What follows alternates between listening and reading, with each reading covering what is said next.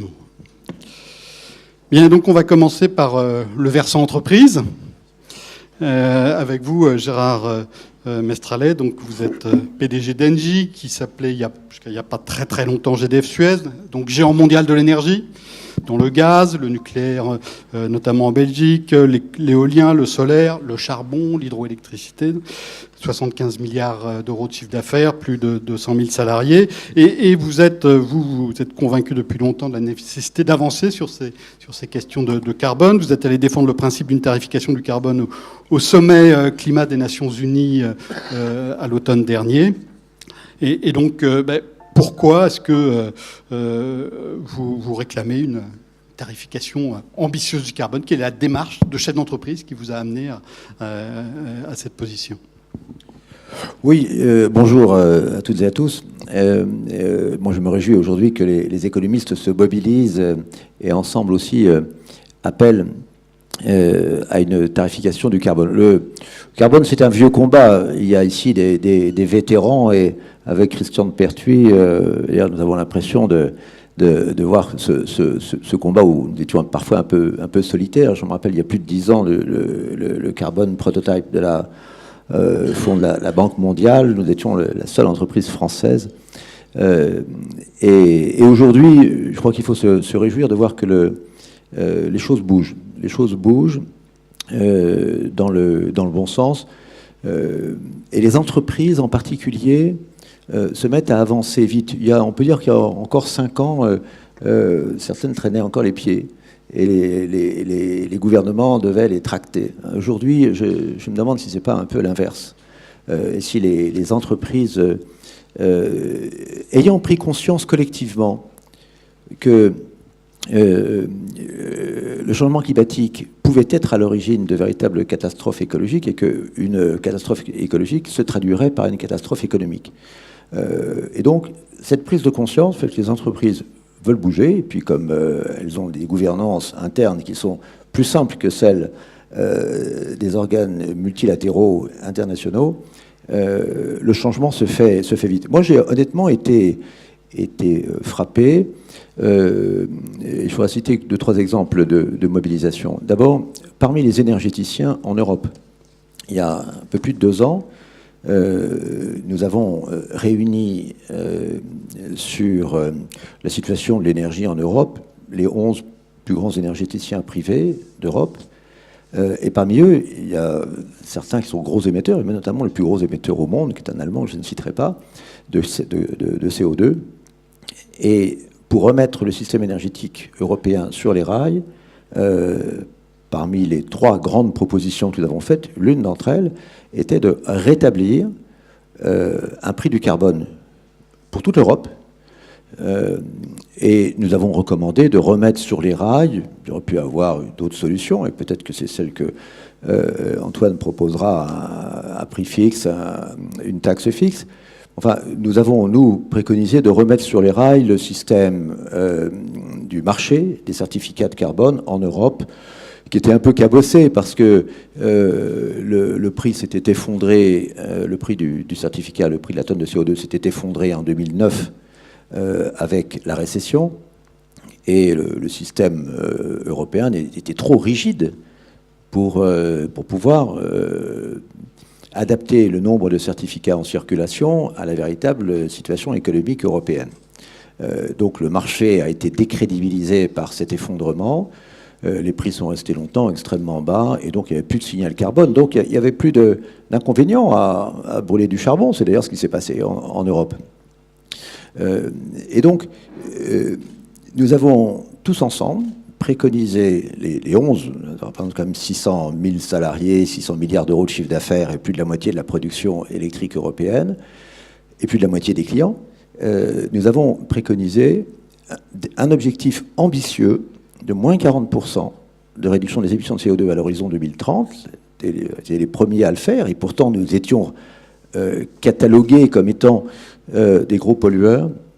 Nous avons recommandé un système de marché et d'échange, un cap and trade. Nous avons également recommandé la mise en place d'une espèce de banque centrale des certificats pour réguler le nombre de certificats émis pour éviter qu'en cas de récession, par exemple, à nouveau, le prix du carbone ne s'effondre et qu'il y ait à ce moment-là une disparition du signal prix. Et c'est plus ou moins ce système qui a même assez précisément ce système qui finalement a été retenu par la Commission. Alors on est allé le plaider auprès de la Commission européenne, auprès des chefs d'État. On a fait le tour de tous les chefs d'État. On a vu 2 fois François Hollande, 2 fois Angela Merkel et Gabriel, et puis 2 fois le Parlement européen. Et le système de Market Stability Reserve qui a été retenu, c'est au fond cette banque centrale. Alors simplement, nous avons souhaité qu'elle soit mise en service tout de suite. Alors elle va être mise en service seulement en 2019. Et c'est là qu'on voit, je voudrais faire le parallèle avec les Chinois. On accuse souvent la Chine de rien vouloir faire. La Chine a déjà 7 marchés du carbone dans les grandes villes chinoises qui fonctionnent avec des prix qui ne sont pas tout à fait les mêmes. Mais la Chine a décidé qu'en 2017, plus tard, tous ces marchés seront réunifiés et la Chine aura le plus gros marché au monde du carbone. Et donc l'Europe, qui a été précurseur, a assez bien, je trouve quand même, remis d'aplomb le système, encore que le processus législatif compliqué n'est pas encore tout à fait terminé, mais les principes de base sont là. Simplement, ça redémarrera en 2019, alors qu'il aurait fallu démarrer tout de suite. Enfin, au moins, nous recommandions en 2017. Voilà. Donc, pour nous, je termine là, si vous voulez. Nous, entreprises, le prix du carbone, c'est l'élément logique qui nous permet d'intégrer dans nos calculs de rentabilité, dans nos calculs d'investissement, la pénalisation qu'il faut si les systèmes conduisent à émettre le CO2. Le CO2, c'est l'ennemi. Le CO2 est à la base du réchauffement climatique. Et donc, la qualité de la planète, c'est un bien commun qu'il faut protéger. Et chaque tonne de CO2 émise le dégrade un peu. Donc, il faut un prix. Et c'est pour nous le système le plus logique et le plus économique, au sens, je dirais, de la théorie, pour pouvoir intégrer la lutte contre le réchauffement climatique dans nos calculs économiques, calculs d'investissement ou calculs de solutions d'efficacité énergétique. Voilà, donc nous sommes très très favorables. Moi, j'ai plaidé devant l'Assemblée générale des Nations Unies pour un prix mondial du carbone l'année dernière, et je me réjouis vivement que les journées consacrées au climat, au business dialogue, ont été des grands succès. Les entreprises se mobilisent, et pas seulement les entreprises industrielles, mais aussi la finance. Et je terminerai par cela. Je pense que c'est probablement le levier qui va accélérer la transformation des comportements dans l'ensemble du monde des entreprises. Il y avait le Climate Finance Day il y a 10 jours, et avec beaucoup d'investisseurs et d'investisseurs long terme, les fonds de pension tiennent un discours extrêmement simple. Aujourd'hui, elles prennent l'argent des futurs retraités et devront le rendre 20 ans plus tard ou 30 ans plus tard. Ben, s'il y a entre-temps une catastrophe écologique qui devienne une catastrophe économique, elles ne pourront plus le faire.